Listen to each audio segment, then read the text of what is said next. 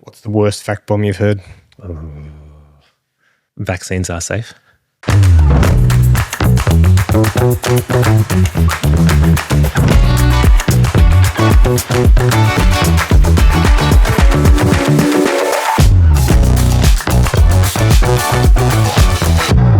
Welcome to Ascend Your Story, where we talk to people in science, tech and research from the Ascent Media studio in the sunniest place on earth, Sunshine, in Melbourne's west, on the lands of the Wurundjeri people.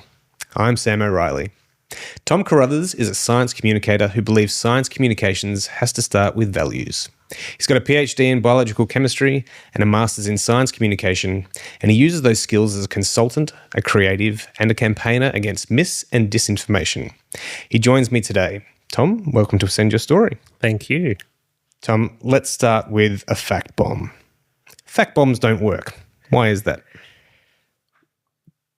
It's the worst thing for anyone who is a scientist to you've spent all of your time to go and find some piece of information you want to go tell the world, and it's going to change everyone's perspective and we're all going to do something better. But that's not how our brains work. It's just not how people work.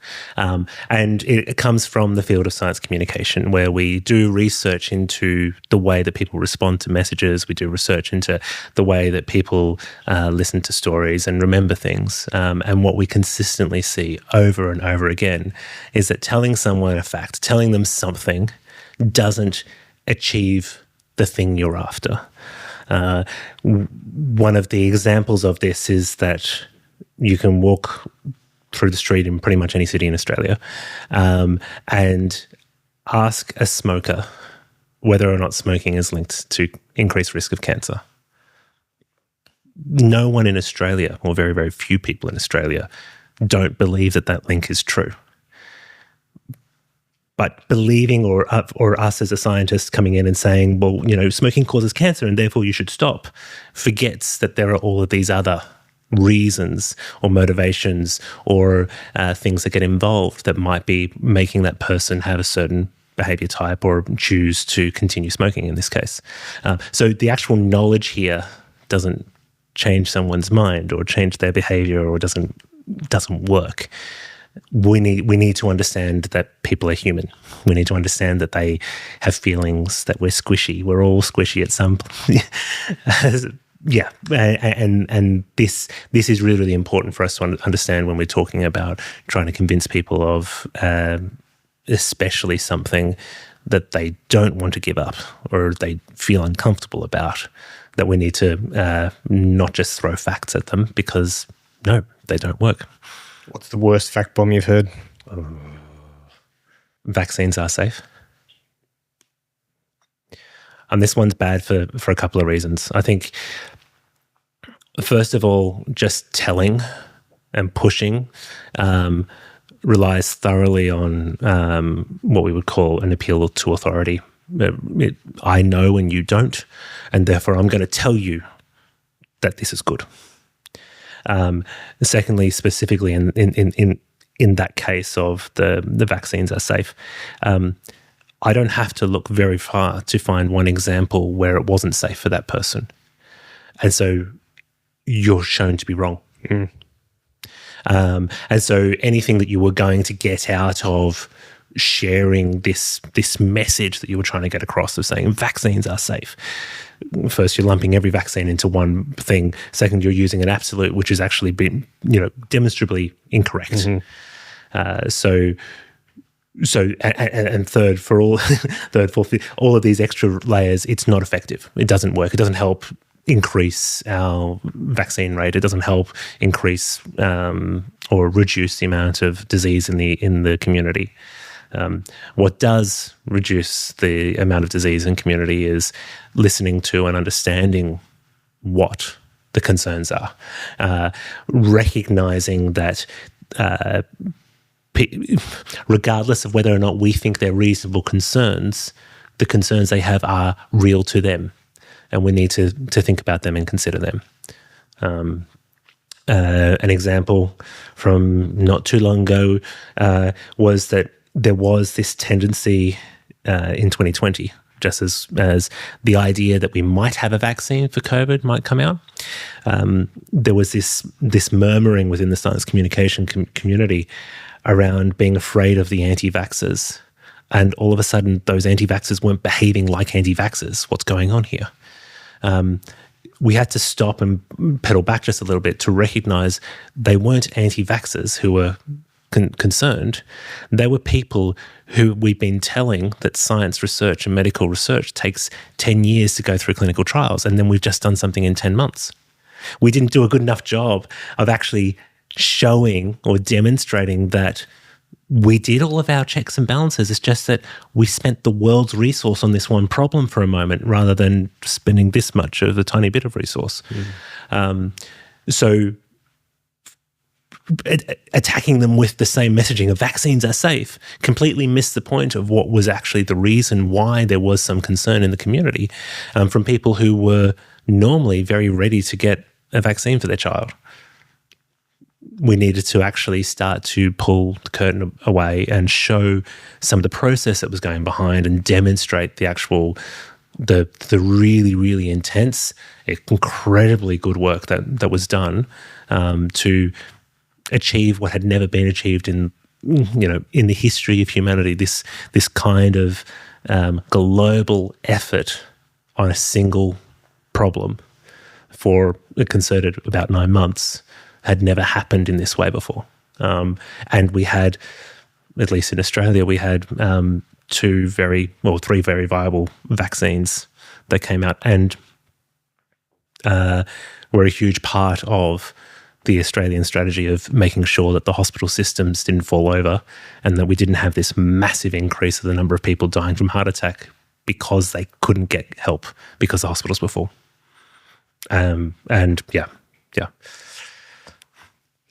We made a vaccine promo, encouraging people to get vaccinated, and I think we did a good job with encouraging people by not shaming them, but really making them think about doing it for each other, and bringing us all back to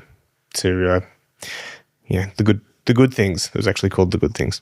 Yeah, and I think this is really important, is that we need to, when we're being faced with these kind of challenges of you are communicating for some sort of purpose. There is a reason why you're doing a promo on vaccines, right? There is you are communicating for the good of the community or for public health initiatives or what have you. That we need to be careful of just falling into the tried and ready tropes that already exist. A little dab of science communication research is that we now know if you put a picture at the top of your info sheet of a polar bear standing on all fours looking at the camera and there being lots of water around said polar bear, it's not in the snow or whatever, but the ice caps are melting, polar bear image. Everyone knows this image that I'm talking about, the various versions that exists. If you put that image at the top of your social media post, or if you put it on the top of your little banner, immediately, it doesn't matter what's actually written in the document, people have already decided whether or not they believe what's there or not. And so the people who are angry about the impact that action on climate change is having on their life immediately dismiss it. They can't listen to any of the facts. They can't listen to any of the arguments that you're putting forward inside whatever it is you're doing. The people who are who feel as though we should be doing a lot more about climate change instantly are like, yes. And this visceral reaction that we have to this image, which has become a trope connected to effectively a campaign, has made any time that you use that image completely pointless. We have similar kind of reactions in much of Australia to images of bushfire connected to climate change. This is not an issue in a lot of the rest of the world, but in Australia, this particular image is used connected to climate change. And again, you have that immediate turn off. I can't listen to you anymore. And this is where this is the bit that I get really excited about, is that this is where we can start really pulling in the science of communication to be able to understand how we can then best get our message across, because we can actually do the research. We can actually check this, and we can then, if we are wanting to achieve something, we can go about doing it in a way that's going to be actually has a greater chance of success than trying something that we think or feel should be good, because we're already on this side of the camp and we know that we react well to the picture of the polar bear. Mm. So yeah, it's an interesting and fascinating field of scholarship. Yeah. So for you, what came first, science or communications? It was definitely science. I was always fascinated in the world. My mum tells a story of me learning words, and I had a shirt and I had shorts on classifying things, and so this would be my shat, and this was my nose. Well, that became nears and that became nighes. I think this was always kind of innately in me, this idea of looking at the world and trying to pull it apart and understand it. And so definitely the fascination how in the patterns of nature and the way that this works, chemistry just clicked. What I loved about it was the more that I started to understand the complexity in the patterns, the more the rest of the patterns made sense. The thing that I was taught in grade 7 or grade 8, that didn't feel quite right with me because there were too many exceptions to the rule. Well, in grade 9 and grade 10, I was taught something that was a little bit more complete. And then that made all the stuff from earlier feel a lot more comfortable because I then understood better. And this was my experience as I kept on going through until I was in my PhD and I was learning things that people didn't know yet, where we are building on that knowledge. That was really satisfying for me. But the thing that was really that I felt was incredibly important, though, was it didn't matter what kind of impact I might have as a researcher if I wasn't able to get that research out to wherever it might be it that I'm giving a talk at a conference, be it that I'm doing a media interview, whatever it might be, teaching in a lecture theatre. And I was really excited to focus specifically some energy in how I go about communicating the science that I did and test out communicating other people's science as well.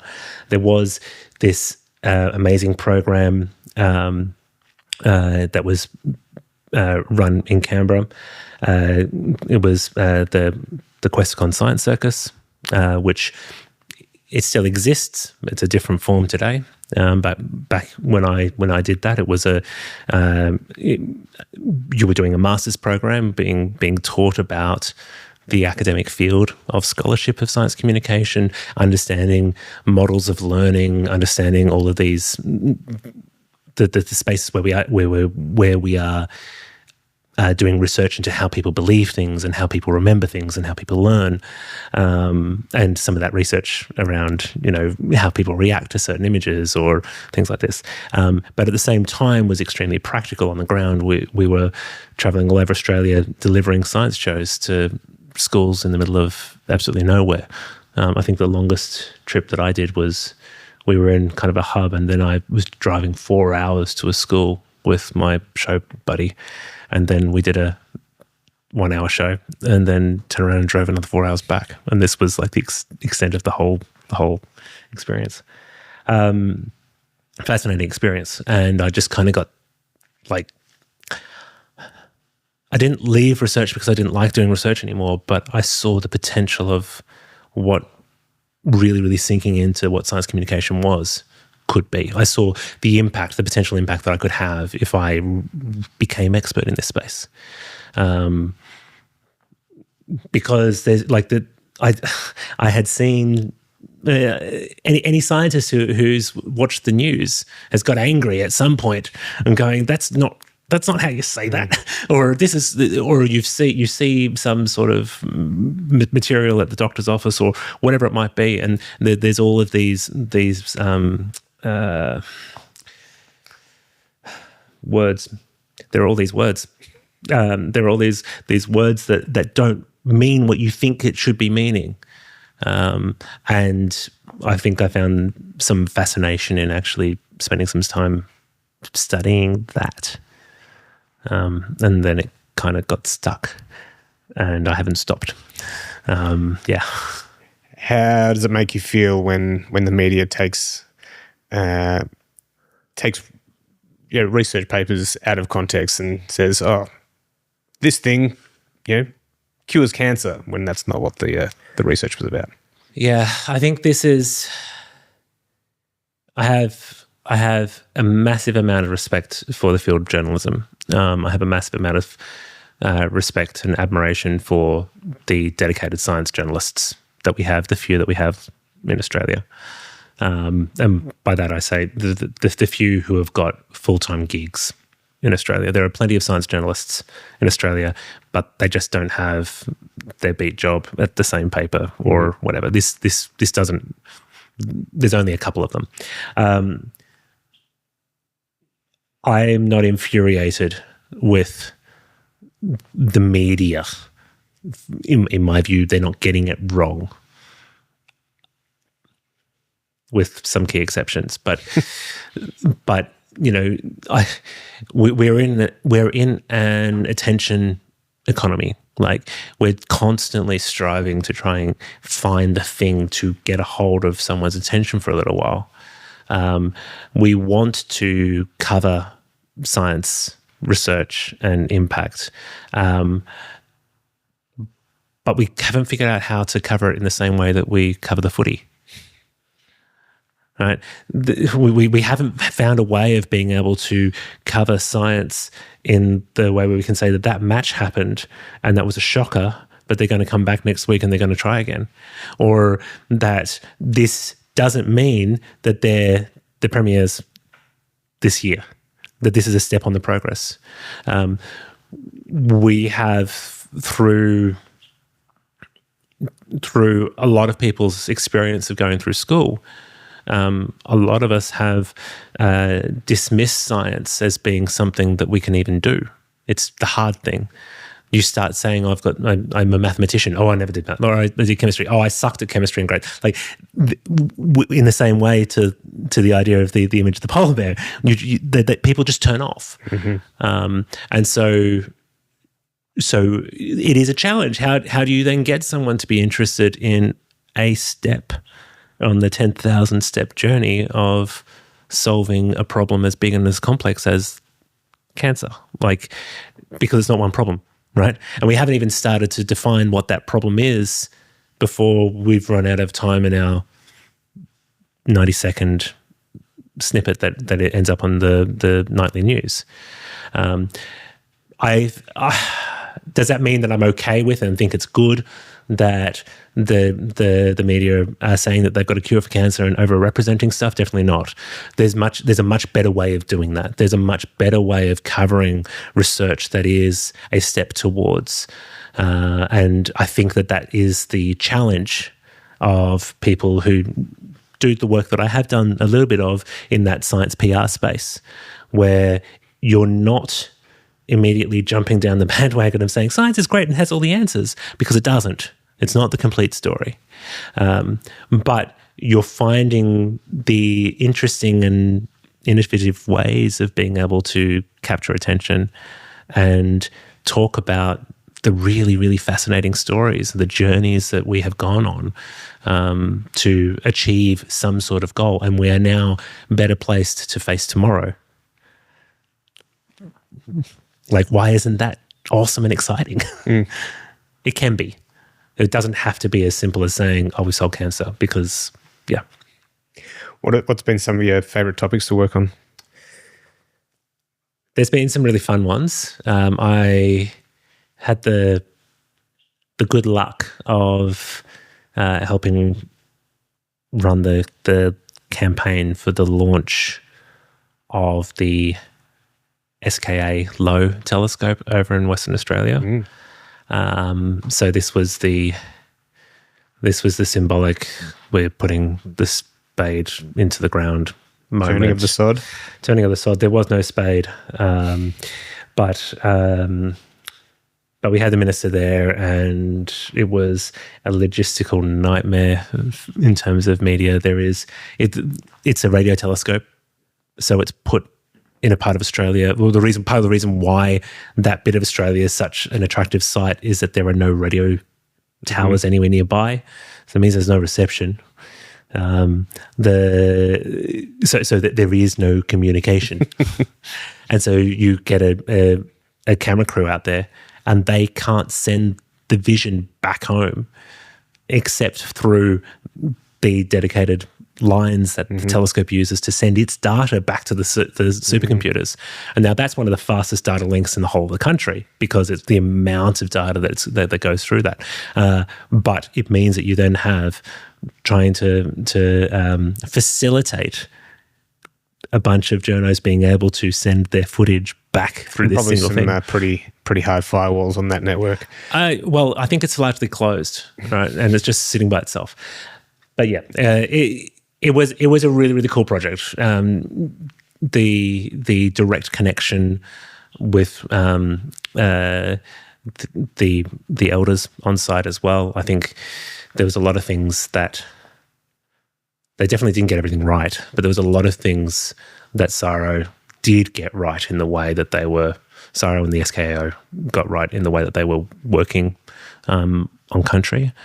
And there's a lot of communication there, which I'm hopeful continues down that correct path. So that was really, really exciting to see that there was this good story. The concept of this part of country has always been where we observe the stars, where we did astronomy. The Aboriginal peoples of this land were the first astronomers. They were navigating by the stars. So the connection there to we're still doing this on this piece of land is really, really cool. But yes, that story was really fun because it was a massive project, lots of interesting stakeholders to be involved with, and then at the end of it, we had a massive result. And because of the way that we approached it in Australia, our story actually led the whole of the global news. And so the content from the Australian launch was being translated into Mandarin, it was being translated into German, it was being translated into Russian, it was being translated all over the world. And to see the media monitor just kind of like ping, ping, ping, ping with all of these stories coming through. And that's how Australian academic who's at the front talking about what the potential discoveries are from this telescope. And that was pretty cool. What areas make you geek out? It changes. What's the flavour of this month? Yeah, the flavour of this month. I like things that I have to spend a bit of effort to try and figure out. So if it's something that that I was already taught, or I haven't been able to that I comprehend, then the interest that I have there is in more about the challenge of how do we go about communicating it. If I'm talking about what are the areas of science that excite me the most, it's the bits where I'm like, that feels like a magic box to me, and I don't understand how that works yet, and that drives my passion to understand what the thing is. That area is really, really exciting. There's a lot of medicine that sits in this space for me. My PhD was specifically in biological chemistry, and looking at the structures of the proteins that govern life, and how on a chemical level, how those interactions then translate into a much larger system. And so I do not understand how many of the advances in medicine have been made, which means there's so much for me to learn, which is really, really exciting. And I love it when I get a story that I actually don't know how this works yet, because that means I can learn.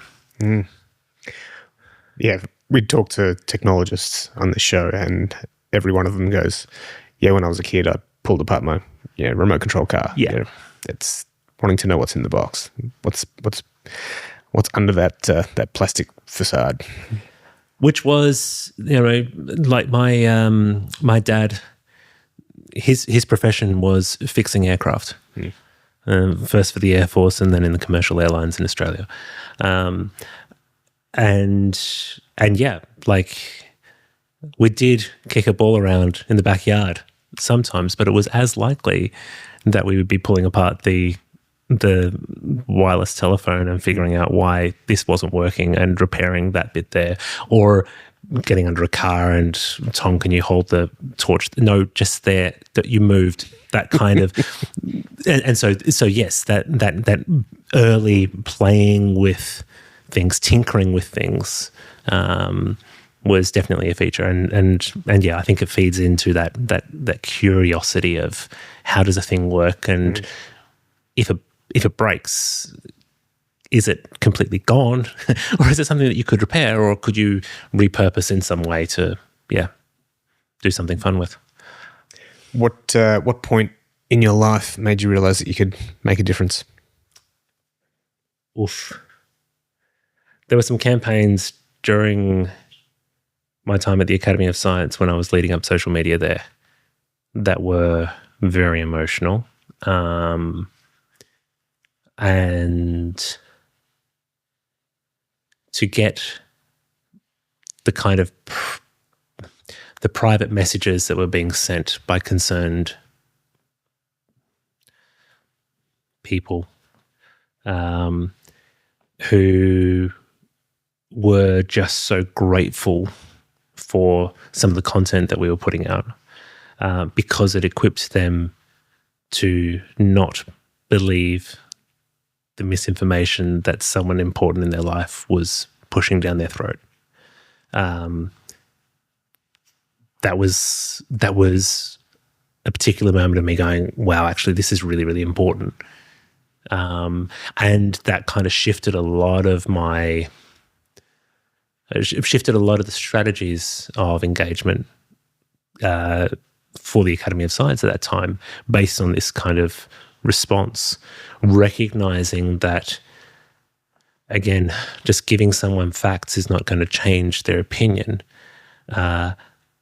but sometimes you need to use facts to be able to help reinforce their views so they become more resilient to the non-factual attacks that are coming from the side. And anyone who's been in any of the training courses that I've run will know that I keep on banging on about what your purpose is, and who that then defines who your audience is. If you're trying to stop people from walking away from vaccination as being one of the safest ways to improve the quality of life, then you need to not only convince the very small population in Australia, it's a very, very small number of people who are just ideologically against vaccines. But what we do know is that they're extremely noisy, they're extremely loud, and they have family who love them. They are important members of their communities wherever they are. If they're passionate about the well-being of children, they're probably also passionate about the local soccer team, right? And so these are incredibly, quite often, or can be, important people in people's lives. And so part of our journey there, if we're trying to make sure that vaccine rates don't go down, is also to make sure that those people who are at risk of being convinced of the false narrative are equipped to be able to defend against that, inoculate against that, if you will. So how important are puns in your work? I had a boss who wouldn't do a video if there wasn't a pun in it. What are the biggest pitfalls in trying to communicate with the community or decision makers? Thinking falsely that science is the only important thing in a decision. Or probably more aptly, forgetting that there are other really, really important elements to what governs how we go about choosing what it is we want to do. And I think that if we forget that, if we just ignore we might feel as though we have an answer, but are not self-critical enough to recognize that the evidence base in the science is still an evidence base. It's definitely, there's absolutely no argument about that. That is, we need to have that. But we are then presenting that evidence base within a framework of all these other things that we believe already or understand already from our own perspective. And we just need to be very careful of not presenting just the evidence base when we don't actually acknowledge that we've got some of our influence of the way we're interpreting that evidence base coming into the space as well. There is, again, through COVID, this happened a lot with, well, if we want to stop the virus from spreading, we need to go into lockdowns and stop people from moving between places. There was a truth there that if you want to stop the virus from moving, stop people from looking and talking to each other. Mm-hmm. But we were forgetting that we were actually trying to achieve, we weren't trying to just kill the virus. That wasn't the only goal. We were trying to have community wellness. And so it's a more complex problem, and we end up fighting and talking about the wrong thing. I think it would be really, really cool if we were able to say, yes, if we wanted to stop the virus, we know that this is effective. We also know that it's actually going to cost us more in terms of all of these other areas, not just financially, but we're also going to, we're going to have these issues here or whatever, and we're going to incur these other costs down the track because of that. And so how much of this can we accept? Now, this is incredibly difficult for, in a political environment or any kind of community base to be able to say, we should go down this path. Because that's not the way that we choose politicians. We choose people who... what decision you make, you're going to piss somebody off. Right. And so you lose more people if you seem to change your mind, which... Or you lose all the people that you gain the trust from initially. Which to me, just like, that pulls me apart. It's like, as a scientist, I want my mind to be changed. I'm constantly looking at the data, looking for the thing that disproves me. And if I find out that I'm wrong, great. I've actually learned something here. I'm able to do something better now. But that is actually in our community system, that change, that's a behavior that you have to really work hard on to learn to enjoy. And so, we actually dismiss a lot of those really, really good actions of decision makers changing their mind when there's new evidence that's presented to them. We'd rather just get rid of them and start fresh with someone else, than recognize that actual change is an indication of you are following a changing and evolving and improving evidence base. Some people respond very negatively to even the mention of PR. Mm-hmm. But you promise PR isn't inherently evil. Why is that? I think it's the CPRA, and I'll let you put something on the screen to say what their acronym actually means. It's the Professional Association for PR and Comms, probably Communications and PR Australia. Probably could have figured that out. Probably. CPRA have a definition for PR that I really, really like. And it is all focused around coming to a shared understanding of each other, that a business is understanding its customer better and the customer is understanding the business better. I think that there is nothing that is inherently wrong or evil about having an increased understanding of each other. And I think that connection is incredibly important. Where the evilness comes into PR is when you start misusing your understanding of how behavior, about how we make decisions or whatever, how you start misusing that to manipulate people.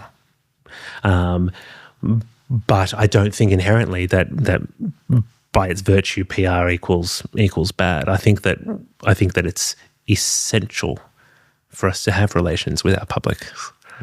Like it's important, and it also means that if I'm a scientist, I need to think in a way that fundamentally recognizes that not everyone, and most likely not many people, are as aware or interested in my research, because the reason why it's interesting research to me is because it hasn't been done before.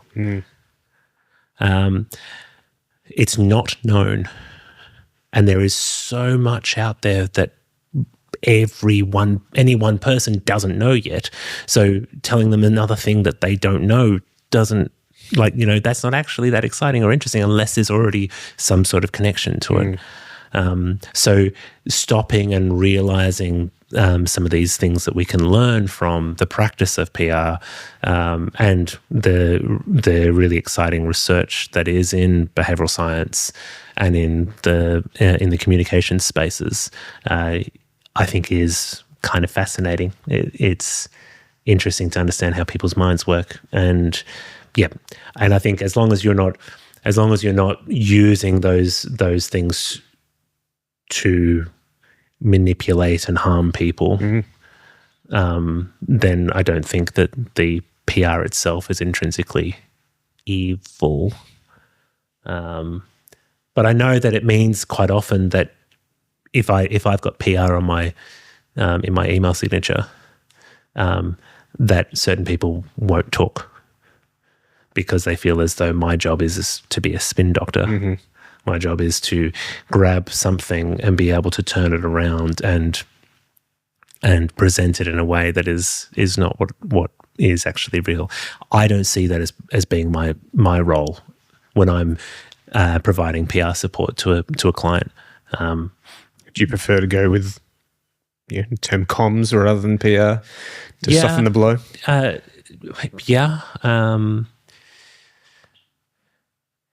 Yes, but I see that I see comms generally being a little bit broader than what typically PR is considered, and really focusing in that media space. But communications I think is important, and I think that us in the science world and us in the media space need to be really, really engaging in good quality communications that is following some of these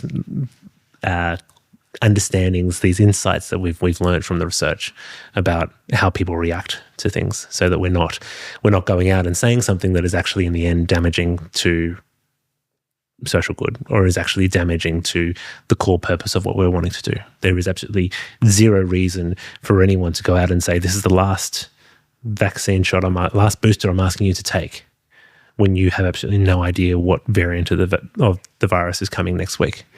And you're actually causing more harm to achieve a short-term win. These kinds of approaches, there's every field has got good stuff and bad stuff in terms of how well it's done, and I think that this is kind of what I'm trying to say. Yeah. So we're living in an age of bad actors weaponizing mis and disinformation. Can you explain to us what mis and disinformation are? Yeah, so they're probably the two most common terms that we hear about in the information problem in our ecosystem at the moment. Misinformation generally, by definition, means it is some sort of information that is wrong, but it's presented as though it's right. It generally means that it is a misunderstanding, or it is a falsehood without there necessarily being an awareness that it's a falsehood. So if I'm giving you a yell to say, hey, dinner's at 7, and then you tell your friend that dinner's at 8 because you misheard me, there is no ill intent behind that. It would still be a piece of misinformation that you shared the wrong time. The difference here is if you heard me say that dinner's at 7, and then you deliberately chose to tell your friend that dinner was at 8, then this is where it turns into disinformation, because now the intent behind it is to specifically to deceive. It's actively trying to do that. Why that's important to understand is then it means your counter to it is different. If you've got someone who doesn't realize they're wrong, then engaging them in a way that interests them and excites them, you've got a chance of being able to share with them and that what the real information is, or help them discover the real information, and you can combat misinformation in this way. Disinformation, you are not combating whether or not the person believes the thing or not, because it doesn't matter whether they do. They're specifically sharing it for the purpose of causing harm. So you need to be looking at the other kinds of motivations behind that information that's being shared. There is a third one as well, which isn't spoken about very often, called malinformation. And this one to me is probably the bit that I get the most it becomes the biggest. You've got the evil fingers going on right because now. This is the evil thing, right? The misinformation is my grandma not realizing that she misheard this. The disinformation is someone who has some sort of motivation, but you can kind of understand it, and they'd say there's a lie. You can prove that it's a lie. You can prove that it's wrong.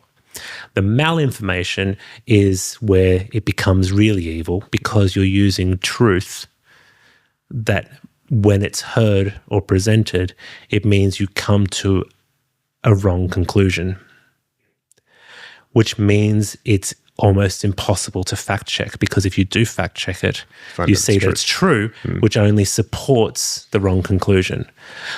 This is where it gets murky in the media space, because if I've got a news article that's out there, I can be presenting everything, all of the items of a story in one order, and the reader will come to some conclusion, and then I can shift those exact same facts into a different order, and there's a completely different conclusion that comes out, because it's those facts are now presented in a way where, well, Sam said that dinner was at 8. As opposed to recognizing that actually, no, Sam said it was 8.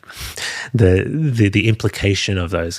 Malinformation typically is used, the example that we would know of in our own society is typically around political campaigns, where just before the media blockouts happen or things stop, that the scandal gets dropped of that so-and-so was in a place where they hadn't said that they were.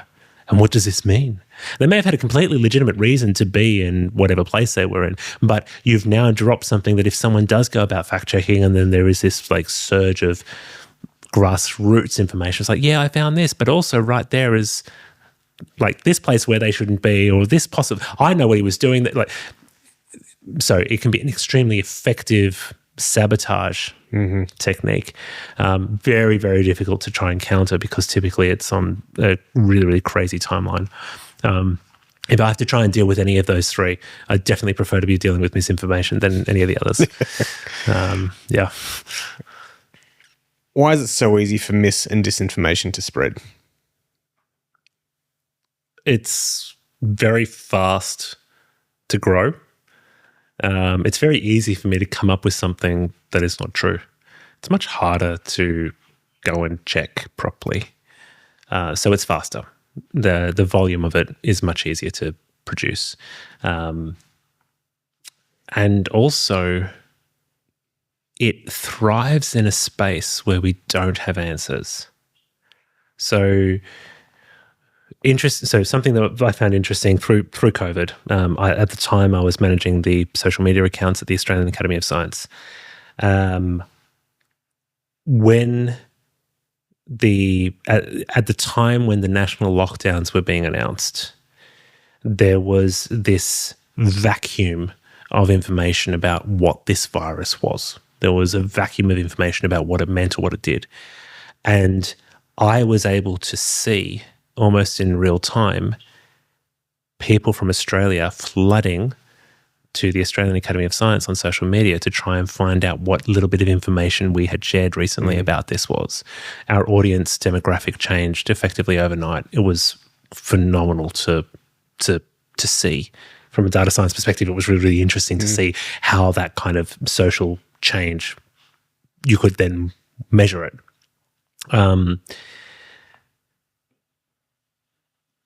People were seeking answers. And at the time, we were doing our best to try and get the most up-to-date science on this virus that we knew nothing about available. And we were doing that daily. We were pushing out information as soon as we had it. That was actually a very deliberate tactic, recognizing that if that wasn't there, then all you need is for someone to come up with a story that kind of makes sense, and that makes us feel more comfortable. We hate being in a space where we don't understand a thing or we don't know about something, and if we can come up with a story that explains where the sun goes at night, that means that we're not worried about trying to figure out this thing that just is too complex for us to understand yet. And so I think this is a really, really important element of any kind of crisis response from a communications perspective, is that you need to be communicating often, you need to be out there very, very fast, and you need to be very, very clear with what you don't know and why we don't know it. Because if you are just leaving bits out of your story and leaving these gaps that someone else can explain with a conspiracy theory that is actually quite attractive and makes us feel more comfortable because we now understand the whole thing. Oh, that's why they're doing that. That's what breeds the perfect environment for these kinds of stories to go around like wildfire. It makes it possible for the disinformation artist. I don't want to use the word artist for disinformation, but the anarchist who is using disinformation to get their message out, because there's this gap for them. And once it's out there and it converts into misinformation, it's being shared by people who don't realize that the information is wrong. They're wanting to share it because we want to understand things. Like, this is what humans do. This is why we do science in the first place. We want to understand things. We're curious about stuff. And so if there's a gap and we don't have anything to bridge that gap, it makes us feel very, very uncomfortable. Yeah. Is it too easy to call conspiracy theorists bad people? Yeah, I think so. Because it, in general, I think it's a problem from a communications perspective to have any group of people labeled as the evil bad actors or the demonizing people, because as soon as we start to turn them into not humans, then we are excusing their behavior by saying they're not human, or they're monsters, they're terrible people, we can't think of them this way. People, humans, do terrible things to humans and other living things on this planet. That is an incredibly uncomfortable thing for us to live with, to understand that one of us is capable of doing the harm that one of us can do.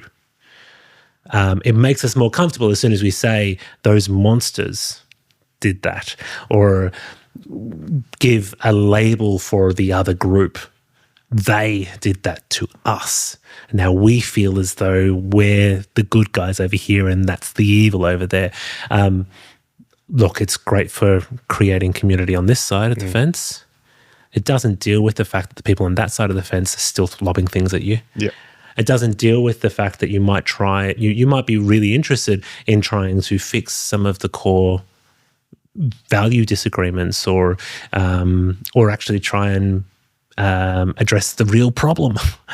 If you're thoroughly you're making it impossible to communicate.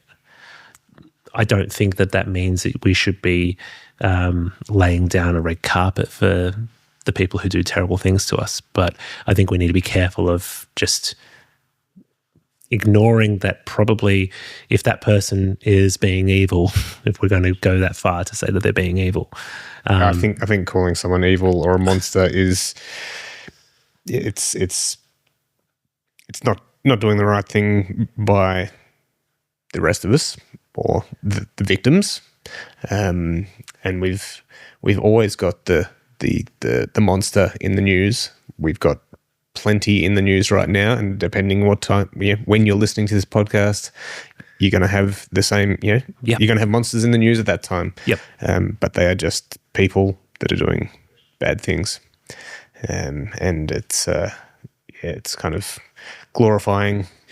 I think that's actually a really, really important point. And so this goes to some of the research in the violent extremism space, where sometimes creating that monster profile actually creates a hero in the communication as it's perceived from a different perspective.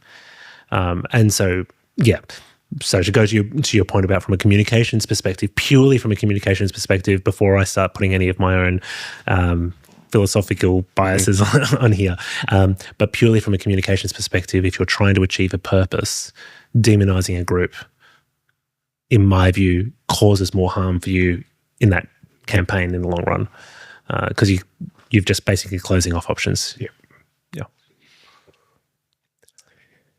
What can we do to support people who have been manipulated by bad actors? So if I've got a client who's come to me and is saying I'm trying to deal with this problem, or an employer or whatever, my first step is to try and understand what it is, understand what the audience is actually thinking, understand why they're believing this thing, because quite often, telling them that they're wrong isn't going to help. You need to understand the motivation behind what it is that has led to them to understand this. Is it just that they made a mistake? Well, then great. That was an excellent exercise to understand that. Now helping them discover that they were wrong, where they aren't embarrassed, or them admitting to being wrong doesn't cause them more harm in some other way. Cool, you can sort this out. That's We're all easy. toddlers, aren't we? Right, exactly. There's no way I can get across to my 3-year-old that what you've done is wrong. No, because now you're using that word in a way that makes me feel as though I'm in trouble. As opposed to, so there's layers that sit on top of this. I'm not only reacting to being told a piece of information that I used to believe is actually incorrect, but I'm also now responding to the fact that you're telling me that I didn't know what I was talking about. And there's all the feelings associated with this. I think there's a fantastic documentary that came out a number of years ago now, called Beyond the Curve.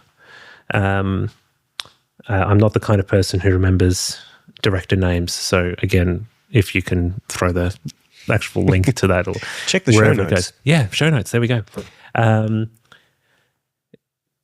They look into the flat Earth community. And they've got offices around the globe. They do have offices around the globe. They have an international convention. They have these massive meetings. One of the things that I think is really, really striking out of that story, the way it's presented, is that we follow this lead character through their experience where they were in a depressive space. They were lonely. And then they were online and they found this little hole of the internet where people responded to them engaging with an idea, and all of a sudden he had community. People liked him. It wasn't long before he was invited to give a talk at a conference. I feel important now. He found love in this community. And wherever he goes in this space, people are excited to see him.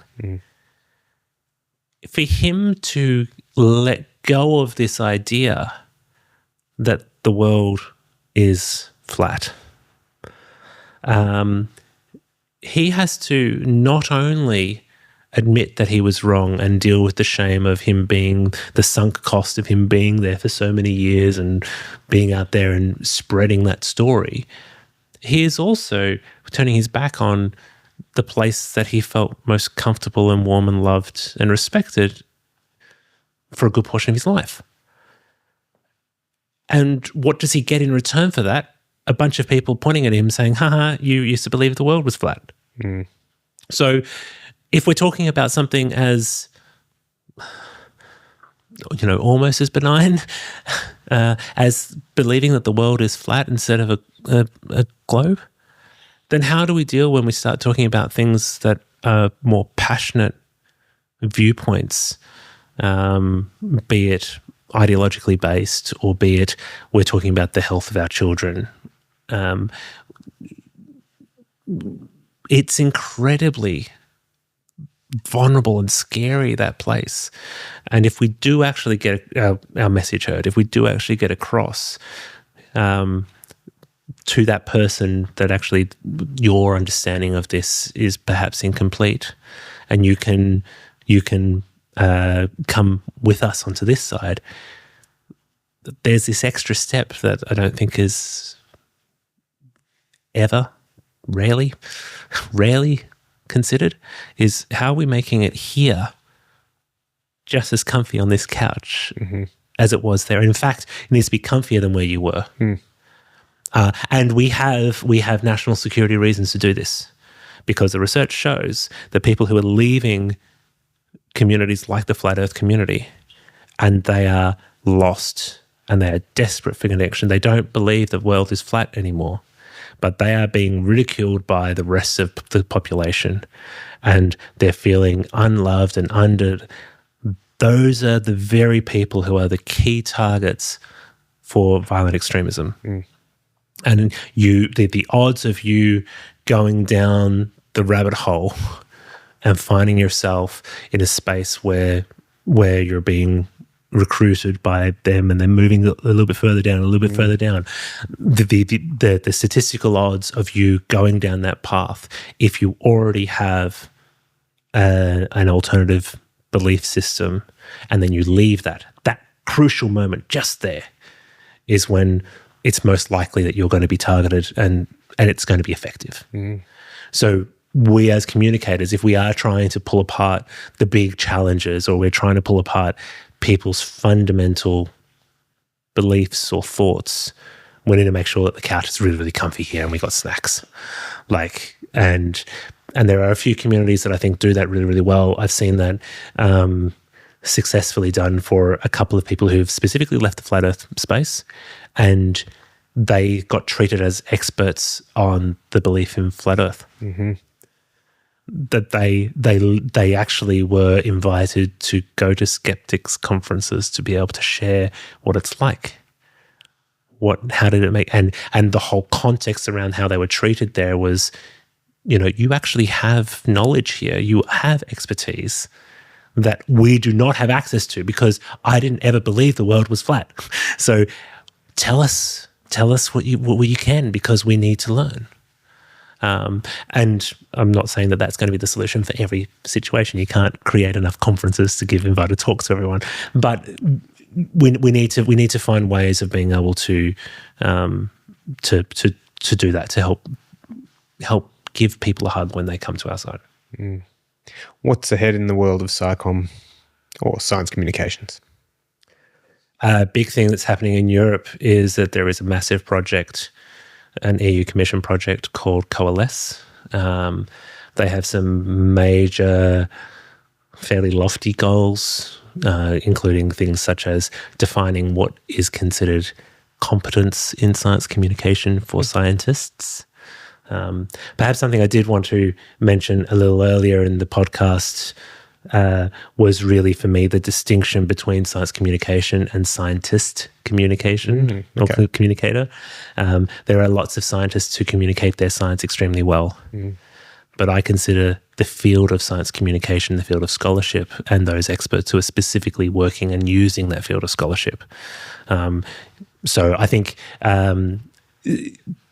your question around what's exciting and what's coming up in science communication, us being able to more readily access that research and feed that in to the people who are actually doing a lot of the communication work it's incredibly exciting right now. The field's only like 40 years old. So we're at this point where enough people have been doing it that there is a swell of momentum of people doing the research to be able to be coming up with some really, really valuable and useful outcomes from the research that can be applied by practitioners like myself or you, right? But we need, for us to achieve that, we need to be respecting the research. And at the moment, Europe's doing that a whole lot better than Australia is. We have here a population that is larger than, well, the Netherlands has got something like 11 million people. Is that right? The Netherlands has some number of people. It's less than what we have in Australia. Is that misinformation or malinformation? Well, I don't know. If I don't know, it probably is misinformation. Regardless, the bit that I do know is that the Netherlands has something between 5 and 10 times the number of science communication postgraduate qualifications you can get in the same for a population which is smaller than ours. We've got 2 master's programs you can do in science communication in this country, one in Canberra, one in Perth. There is science communication training as a practitioner of how to communicate your science. Lots and lots of places do this. The majority of PhDs in science communication come from the ANU in Canberra, from this one centre that is leading in Australia from the research space. It's a difficult field to really put a line around and say this is science communication and that's not. There's a lot of psychology that's in there. There's philosophy in there. There's communications. There's behavioural science. There's lots of these elements that come into it. There's data science, and so a lot of people find themselves doing science communication research, even though they are sitting in a law school or something like this. So it's a bit hard for us to be able to actually measure exactly where it is. But they seem to have done a better job in Europe to be able to actually call this is what this is, and we're actually doing research into how people react to this or how this comes. And then that means because it's in one bucket, it becomes much easier for people like me to be able to access that and then incorporate that into my practice. We do a lot of really, really good science communication in Australia. We are not doing by volume a lot of research in Australia. And I think that there's scope and potential for that. Yeah. What are you hopeful for in the future? For us to recognise science communication as a field of scholarship beyond just science marketing or PR. That the science PR person is someone who is using science communication theories or ideas in their work, but that is not the scope of what science communication is, in the same way that baking a cake is not the scope of what chemistry is. Fundamentally, you're using the same kind of techniques, but the baker is doing a fairly particular job within the broad field of chemistry. And so I think what I'm most hopeful for, specifically for here in Australia, I'm hopeful that our leaders and the advocates in the STEM sector continue to progress on the better understanding of, or the more complete understanding of, what the scope of science communication actually is. Because we might have a lofty goal, we might have a lofty goal to be able to properly acknowledge and engage with Indigenous knowledges. The mechanism for being able to come to the table respectfully and to properly engage with each other over these kind of ideas live in science communication scholarship. It's the mechanism to be able to do science better. It's not just about coming in at the end and making sure that there's a media release that goes out about it.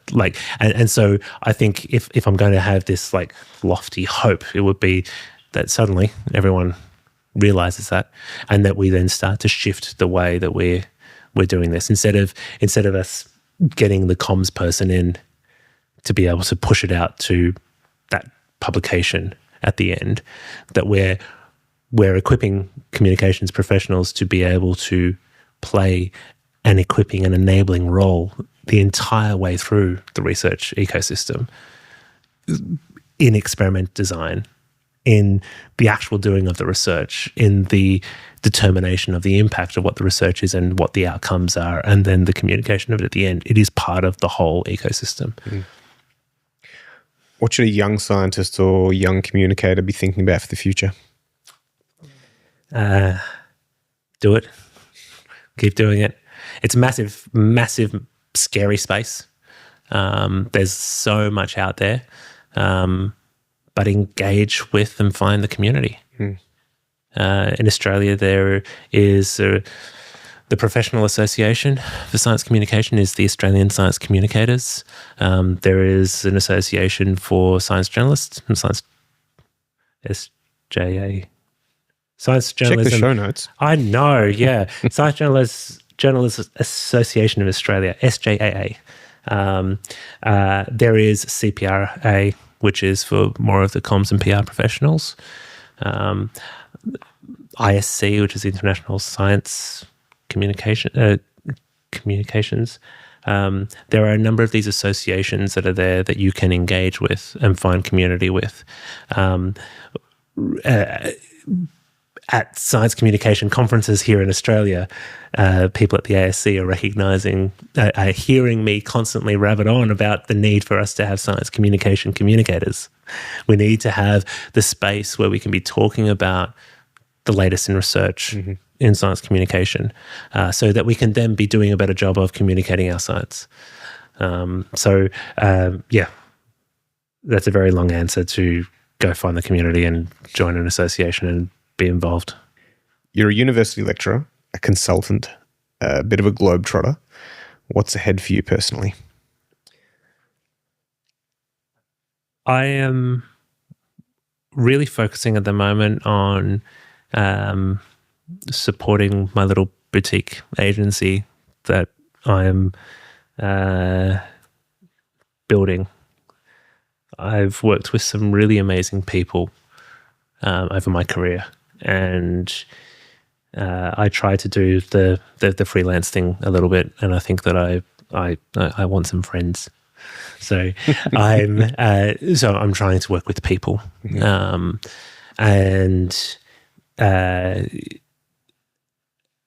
I've started to be able to play with some really, really interesting projects that are aligned with what I think is doing net good, and being able to do it in a way that I feel as though the communication or the science communication isn't causing harm.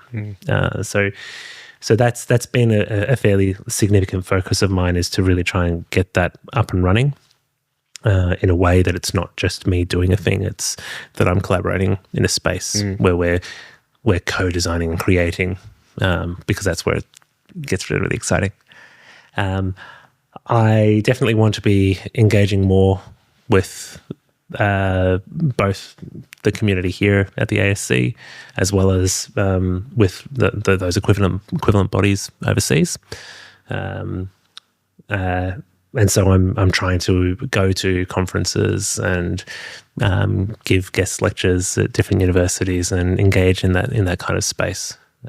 I am quite excited about some of the startup spaces, and I think that this is probably going to be an area that I'll be focusing quite a bit on in the next little while, is working with some of the startup spin-off companies that are coming out of universities and what have you, and being able to work with them a little bit for them to improve their business practice itself, understand who their their audience is and what it is that's motivating them, not just what's motivating them to buy, but what are their core needs, and that helping then define a development pathway for them as opposed to responding to requests,